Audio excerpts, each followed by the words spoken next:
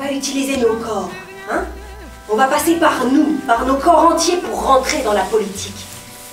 Et elles nous ont montré comme ça le chemin jusqu'à nos ventres, jusqu'à mes tripes. Alors, rembobiner, qu'est-ce que c'est? Eh ben, rembobiner, c'est une traversée qu'on propose dans les films de la réalisatrice Carole Roussopoulos, alors qui est une réalisatrice suisse, franco-suisse, et qui a réalisé 120 documentaires, qui est une des premières femmes à avoir acheté le porte-à-pack en France, donc qui était un système de vidéo portative.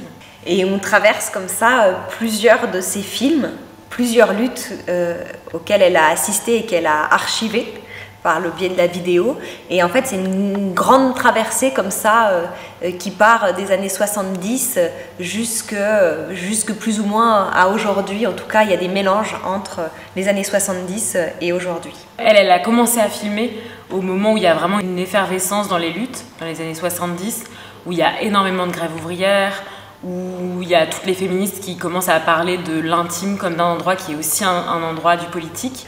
Et nous, ce qui nous intéressait, c'est ça, c'est pourquoi en fait, elle a commencé à faire des films en même temps que Jean-Luc Godard, que des gens qui sont assez célèbres dans le cinéma documentaire, et en même temps, elle est très peu connue. Et je pense qu'une des envies qu'on avait, c'était de voir que, en fait, elle commence en même temps qu'eux, et elle n'a pas forcément les mêmes biais. Et je pense que c'était ça aussi qui nous intéressait, c'est de célébrer aussi et voir qui sont aussi les femmes et les minorités qui ont compté, qui ont fait des films, et pourquoi il y a des fois un peu d'oubli autour de ces figures, quoi. Nous, ça nous intéresse d'être aussi le relais avec même les plus jeunes générations, de dire ok, en fait ça existait, nous on le joue en même temps en parlant aussi de pourquoi ça nous touche aujourd'hui, pourquoi les luttes pour l'avortement qu'elle a filmées par exemple, on sait que c'est jamais quelque chose qui est vraiment acquis, qu'il y a des endroits où il y a du recul. Cet endroit comme ça, je pense, de jonction entre l'intime et le politique qui est un peu au cœur de notre travail, quoi.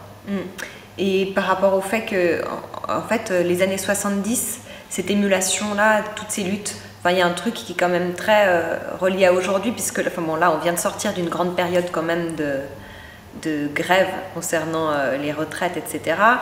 Il y a eu les gilets jaunes, il y a quand même beaucoup de ponts, il y a toutes les luttes LGBTQI+, tout le mouvement queer aussi qui se met en place, qui prend de plus en plus d'ampleur, qui a de plus en plus de visibilité, qui est quand même issu aussi du phare qui est né dans les années 70. Du coup, il y a quand même des petits échos qui se font, et de voir d'où partent les choses et comment elles vivent encore aujourd'hui, moi je trouve ça intéressant. Elle trouvait le terme de cinéaste inapproprié pour se définir. Elle préférait l'image de la passeuse au volleyball.